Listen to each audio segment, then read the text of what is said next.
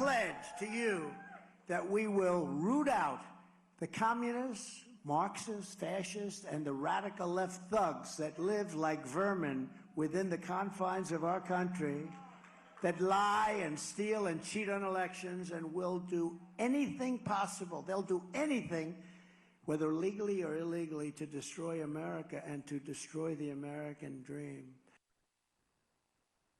Le rêve américain. Un extrait du discours de Donald Trump samedi dernier au New Hampshire. C'était quand même le jour du souvenir. L'ancien président participait à un rassemblement de campagne. On est à un an de l'élection présidentielle américaine. Donald Trump vraiment durcit le ton sur plusieurs sujets. On n'a qu'à penser à l'immigration, la justice et ses adversaires ou ses anciens alliés. Alors, doit-on craindre un mandat 2.0 de Donald Trump en mode vengeance? Deux invités pour en parler ce soir. Pietro Smolar, correspondant pour Le Monde. Bonsoir, Pietro Smolar. Bonsoir. Et Amélie Escobar, chercheuse à l'Observatoire des États-Unis de l'UQAM. D'abord, bonsoir, Amélie. Tous les deux, très brièvement, Bonsoir. première question. Comment avez-vous eu froid dans le dos quand vous avez entendu ces propos-là, Piotr? On parle souvent de rêve américain, d'American Dream. Là, c'est la promesse d'un cauchemar américain qui serait...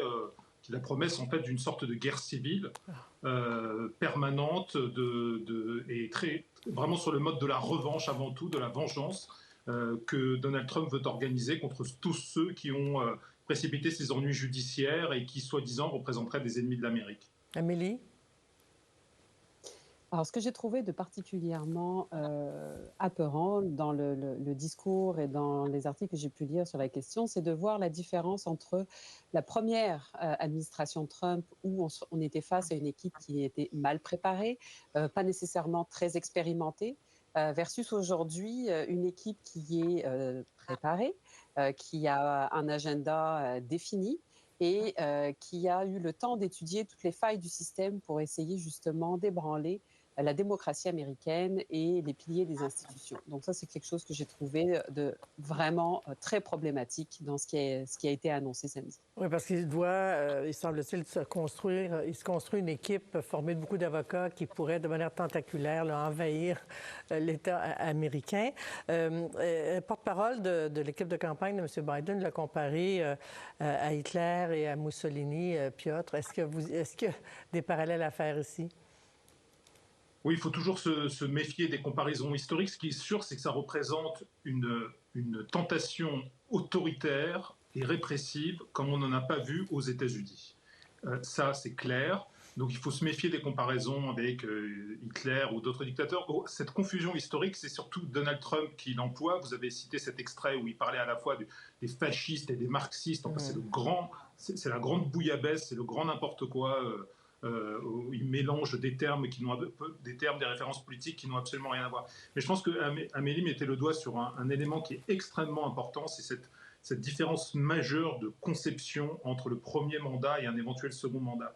Le premier mandat, il était vraiment sous le signe du chaos avant tout. Et le chaos, on le retrouvait jusqu'à la Maison-Blanche, dans cette équipe mixte, à la fois composée de gens complètement inexpérimentés, à l'image d'ailleurs de Donald Trump, finalement nouveau venu en politique, et puis d'autres, des responsables, des conseillers civils et militaires qui essayaient en quelque sorte d'encadrer Donald Trump, de l'initier à ce que sont les affaires publiques et de le mettre sur des rails à peu près cohérentes dans son action quotidienne. On a vu que ce n'était pas vraiment le cas par son expression sur Twitter et d'autres propositions intempestives, mais il n'y avait pas de débordements gravissimes comme ceux qui sont aujourd'hui envisagés. Car là, il y a une préméditation. Ce n'est pas du chaos, c'est une volonté de destruction de certaines institutions, à l'instar par exemple du FBI, que Donald Trump tient pour responsable de tous ces ennuis judiciaires.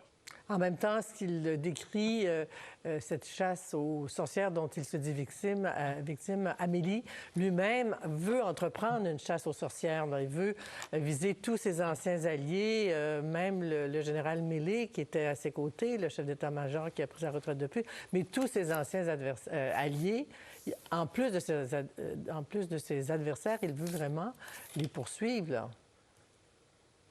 Il l'a dit très clairement d'ailleurs, je suis votre justice, et il considère qu'il est dans un esprit de vengeance et que les institutions qui sont utilisées aujourd'hui pour le faire tomber, pour faire en sorte qu'il n'ait plus d'avenir politique, soit utilisé contre ses adversaires comme une revanche, une chasse aux sorcières inversée. Et il va utiliser effectivement tous les pouvoirs qui sont en sa possession pour pouvoir faire tomber des têtes et s'assurer d'une immunité par rapport à tous les procès qui pourraient être encore en cours contre lui, éventuellement, s'il était élu le 4 novembre prochain. Là, on sait déjà qu'il y a au moins un procès qui ne pourrait pas être terminé avant 2025, puis il pourrait s'auto-pardonner. Comme il veut pardonner ce qu'il qualifie des héros du 6 janvier qui ont été condamnés à de longues peines de prison pour l'insurrection du 6 janvier. Oui, tout à fait. Là, à nouveau, il y a une confusion dans les termes entre les coupables et les innocents. Les coupables du 6 janvier sont en réalité des prisonniers politiques et des persécutés. C'est une vaste confusion. Il faut souligner encore 2 points, à mon avis, qui sont importants. Le premier, c'est qu'il y a une volonté de sous-traitance de cet effort doctrinaire, de cette préméditation d'un projet de second mandat, avec des think tanks, des cercles de réflexion de la droite conservatrice, comme la Heritage Foundation, qui sont chargés de réfléchir à ce projet-là, comment est-ce qu'il pourrait se traduire en termes juridiques, comment le justifier, comment l'envelopper d'une sorte de vernis légal. Et par ailleurs, il faut, je pense, s'intéresser aussi aux spéculations concernant un éventuel VP, un vice-président, qui serait sur le ticket présidentiel avec Donald Trump. Or, la dernière rumeur, on verra si elle se confirme ou si c'est de la pure spéculation, de la pure fantaisie, et ça serait Tucker Carlson, l'ancien présentateur vedette de Fox News, qui avait été licencié par Fox News en avril dernier. On a vu les 2 hommes ce week-end lors d'une manifestation sportive à New York, très très acclamé. Vous savez que Tucker Carlson est adoré par la base MAGA, la base des supporters trumpistes. On ne voit pas très bien comment les 2 hommes pourraient fonctionner ensemble, parce que Tucker Carlson a lui-même un très très fort caractère et ce ne serait pas vraiment une marionnette aux mains de Donald Trump. Mais en tout cas, le fait même que ce nom circule et que Donald Trump envisage publiquement de considérer cette candidature sur son ticket présidentiel montre dans quelle dérive extrémiste le Parti républicain tout entier se trouve à l'instigation de Donald Trump. Tucker Carlson, qui est un admirateur de Viktor Orban en Hongrie, Tucker Carlson qui a menti sur les résultats de l'élection, sachant que les élections étaient perdues et non volées, mais qui, pour les téléspectateurs de Fox News, Amélie, maintenait le discours officiel du président. Ça, c'est un véritable danger de voir ce duo-là éventuellement au pouvoir. C'est un véritable danger. Et puis, comme monsieur le mentionnait précédemment, ils ne s'entendent pas toujours très bien. Il y a eu effectivement des grosses tensions entre les deux lorsque justement il y a eu les affaires avec les révélations concernant les enregistrements des votes, etc. Puis le rôle qu'a pu jouer Fox News, notamment dans le fait de véhiculer de la fausse information. Donc, on s'attend à ce que si effectivement Tucker Carlson se retrouve sur le ticket présidentiel, ne va pas être un long fleuve tranquille. Et puis, stratégiquement parlant, il aurait intérêt à aller chercher quand même un vice-président ou une vice-présidente qui lui permettrait d'élargir un petit peu sa base et pas uniquement sa base MAGA, parce que s'il veut pouvoir remporter une élection générale, il faut quand même qu'il aille chercher des votes en dehors de sa base qui lui est entièrement dédiée. Donc, ça va être un défi, évidemment, pour Donald Trump. Mais même s'il a un agenda très, très chargé et puis très ambitieux, notamment vis-à-vis des politiques d'immigration, il va quand même faire face à des embûches légales auxquelles il a déjà fait face lorsqu'il était président en 2016 et qu'il a mis en place certaines interdictions. Il va y avoir des contestations juridiques, certainement. Mais il va s'essayer, ça c'est.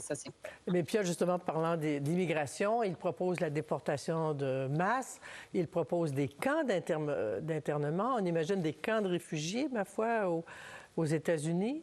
Et c'est l'immigration qui l'inspire le plus, d'ailleurs, non? Oui, mais ça renvoie à l'extrait que vous avez diffusé en préambule de notre conversation et l'emploi du mot vermine. La vermine, ça renvoie aussi, et c'est un vieux fantasme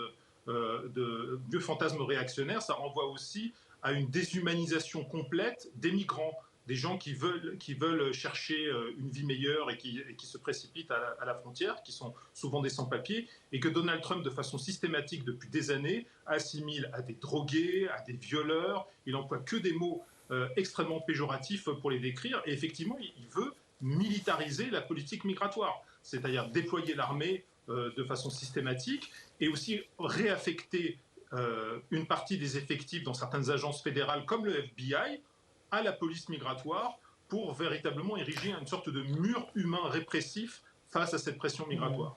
Et Amélie, vous parliez d'élargir sa base. En même temps, maintenant, les sondages le disent favori, c'est plus large que sa base actuelle. Mais est-ce qu'on ne peut pas s'étonner que ce discours-là séduise encore, bien que certains pensent que Trump a droit de vie ou de mort sur le Parti républicain?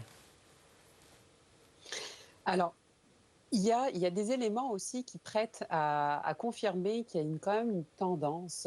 L'immigration est un enjeu qui reste majeur auprès de la population américaine, après les enjeux économiques évidemment. Mais il y a aussi une peur de ces immigrés, il y a une peur de voler les emplois aux Américains, il y a une peur de la perte de l'identité américaine.